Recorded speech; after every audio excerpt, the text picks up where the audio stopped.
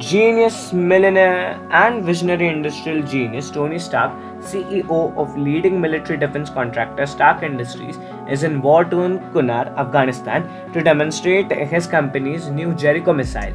With him is his friend and military liaison, Lieutenant Colonel James Rhodes, a member of United States Air Force.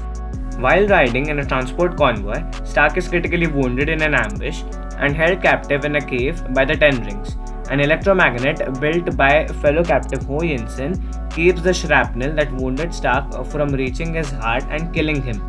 The Ten Rings leader, Raza, offers Stark freedom. In exchange, Stark must build a Jericho missile for the terrorists. Stark and Yinsen agree that Raza will not keep his word of letting Stark alive. While pretending to work on the missile, Stark and Yinsen secretly build a powerful electric generator called an arc reactor to power Stark's electromagnet. They then begin to build a powerful suit of armor designed by Stark to help them escape.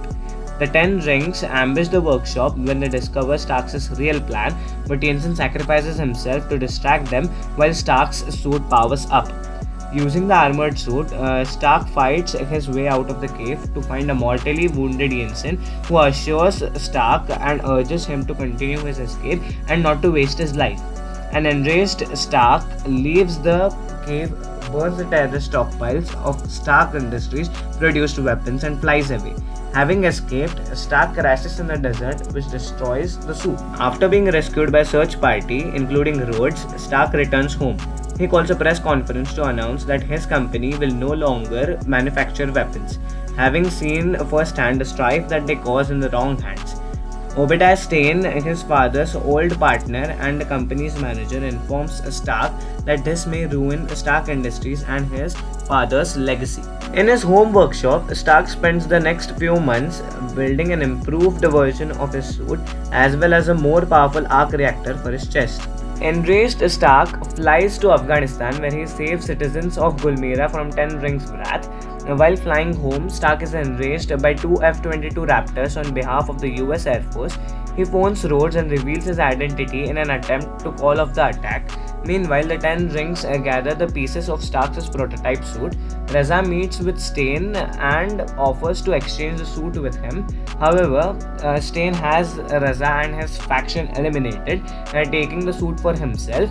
Returning to Stark Industries, Stane orders his scientists to have a new suit reverse engineered from the wreckage. Seeking to find any other weapons delivered to the Ten Rings, Stark sends his trusted personal assistant Pepper Potts to hack into the company's computer system from Stane's office.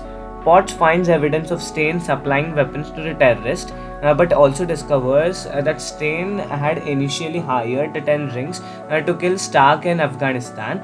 After an uncomfortable encounter with a suspicious Stane, Potts meets with Phil Coulson of the Strategic Homeland Intervention Enforcement and Logistic Division to inform him of Stane's activities. Stane scientists reveal that they cannot finish his suit as no one can manage to duplicate Stark's arc reactor.